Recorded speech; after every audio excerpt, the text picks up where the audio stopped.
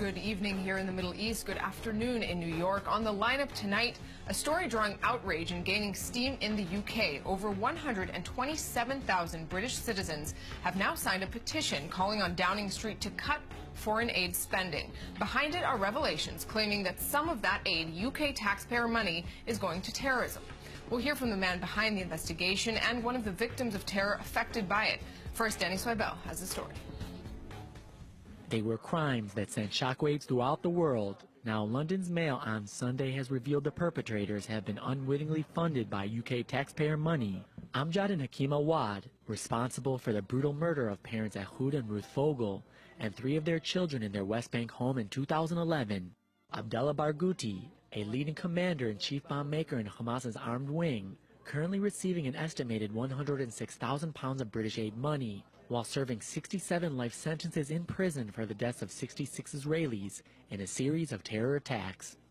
According to the Mail, several thousand Palestinian terrorists are among those benefiting from cash handouts taken from £72 million of aid money allocated to the Palestinian Authority. The British public is outraged by these findings, with almost 120,000 people signing a petition requiring a response from the government and a consideration by the Parliament to put the issue of the government's required spending of 0.7% of foreign aid, or £12 billion, up for debate. The total amount is set to rise to £16 billion by 2020.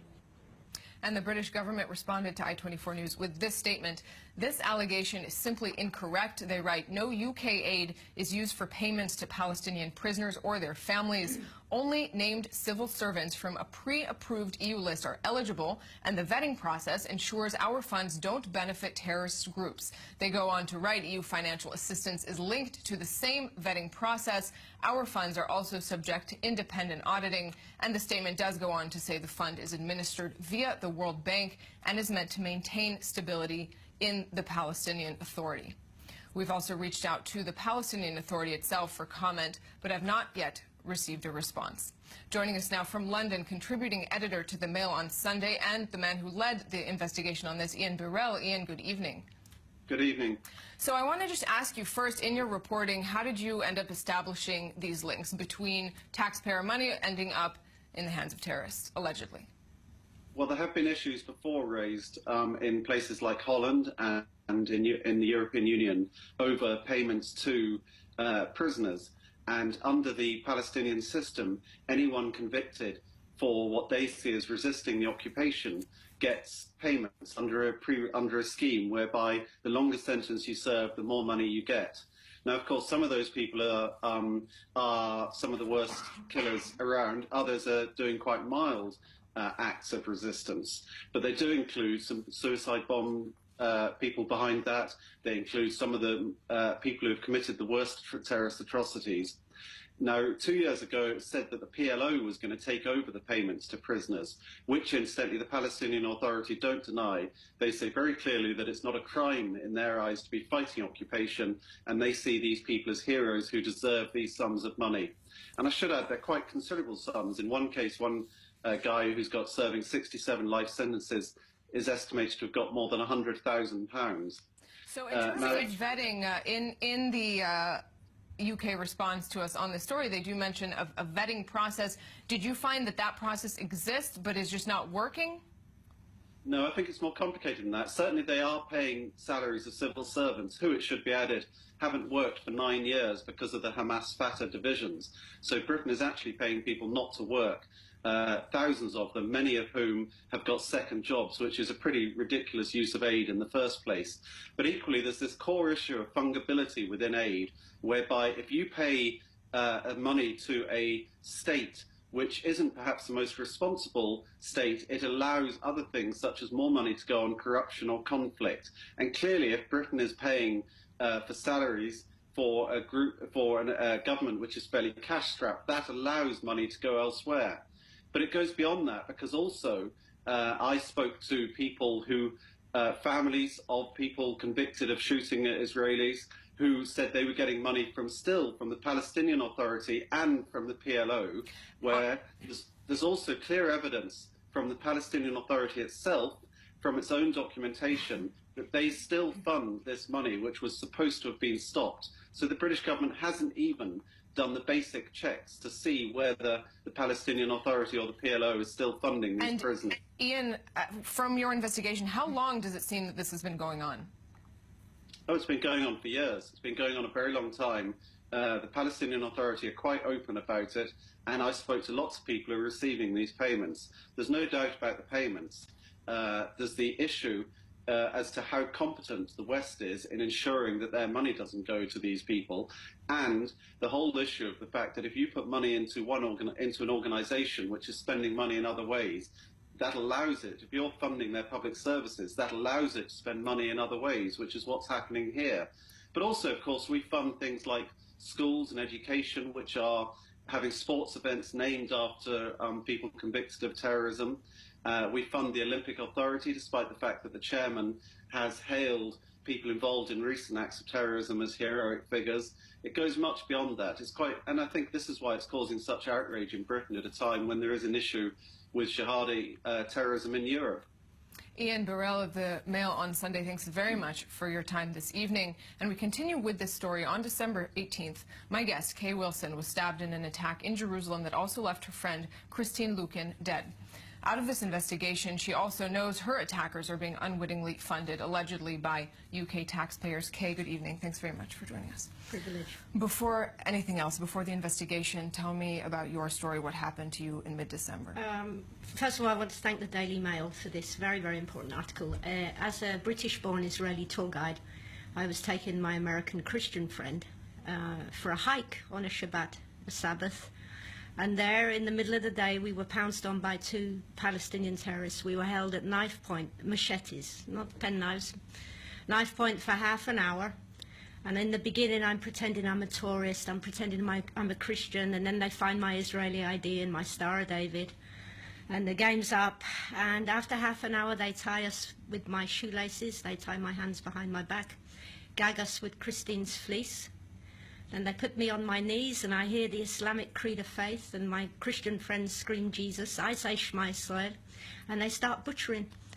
And the only chance I realized that I had was to sustain the pain, not move, and play dead. And I watched an innocent human being chopped up like a cucumber before my eyes.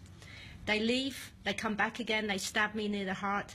They leave again, they believe I'm dead, and I just had one last goal in life, and that was to die near where I parked the car. So somehow I managed to stand, and gagged, bound, barefoot. I had 6 ribs that had snapped and were poking out of my back, 30 compound fractures in my rib cage, and bones had splintered off into my lungs and diaphragm, a crushed sternum, a broken shoulder blade, a dislocated shoulder, gagged, bound, barefoot. I walked uphill for over a mile. And they were caught because in the middle of the attack I managed to nick one with my penknife. So the DNA led to their capture, and they confessed proudly to murdering another Israeli woman, Netta Blatsorek, earlier. And the only thing I will add here too is I faced my attackers in court. I mean, not many people get to live that. And that's exactly my next question. Tell me about facing them. Okay. First of all, the most important thing to say, and I object to this phrase resistance from the Palestinian Authority, you know, or frustration. I mean, my gosh, I've been frustrated, but I haven't gone stabbing innocent people or tying them up or hacking them to death, okay? Kristine Luken, an American Christian, was murdered for one reason. They assumed that she was Jewish. All right? Now, when I was in court with them, you know, Israel court is a very small court, I listened to them snigger and I watched them yawn.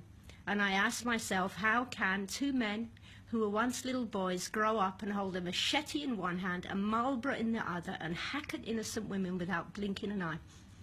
And I'll tell you the answer, it's rhetorical, and I'll take over the show. It's incitement, and it's just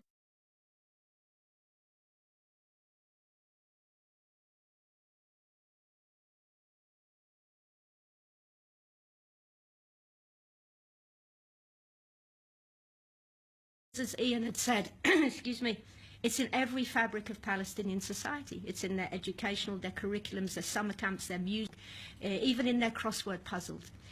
They are taught that Jewish people are pigs and monkeys and unworthy of life. Did you get a chance to speak to your attackers yourself?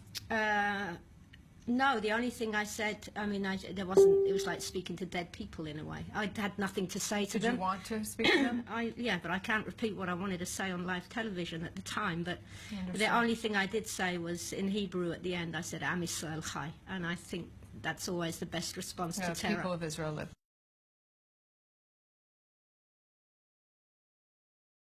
Right, and I would like, obviously, to talk with anybody in the British press and get my story out. You've been aware of these allegations for some time, also before this investigation. What are you aware of in terms of the actual money going to your attackers or others, for that matter? I don't know the final sums. I have documents at home, but I've been guiding all day.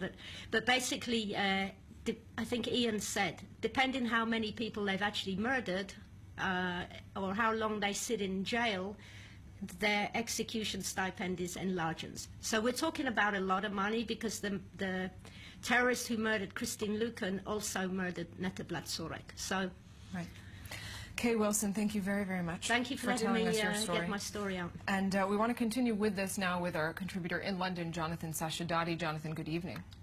Good evening. Good to be with you. So give us a bit of the numbers now. We're talking about the latest, the reaction, first of all, in the UK. We've seen the numbers of over 127,000 on the petition.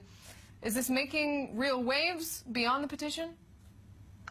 Well, having just checked those numbers, they're now up to 128,536. Now, the requirement of these petitions, which are run on the Parliament website, is that you need 100,000 in order to have Parliament consider a debate. They're very likely to debate it if you get over that 100,000. Recently, another similar petition made the news when somebody put one up asking for Donald Trump to be barred from the UK, and duly they went through that debate.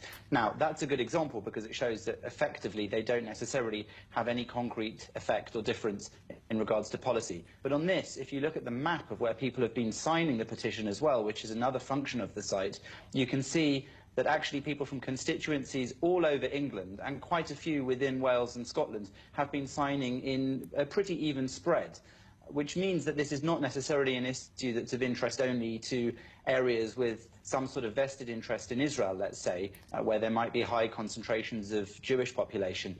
And that's partly because the Mail on Sunday didn't just look at the funding of terrorists through the Palestinian Authority, but also at what they say were other wastes of UK aid money, including flying people from North Korea to the UK to help them with their English, or flying singing teachers around the world to teach people British folk songs. Jonathan, let's speak practically also for a moment. How soon, if at all, could we see a Parliament vote, and what can we expect from a vote like that? What kind of change can we expect?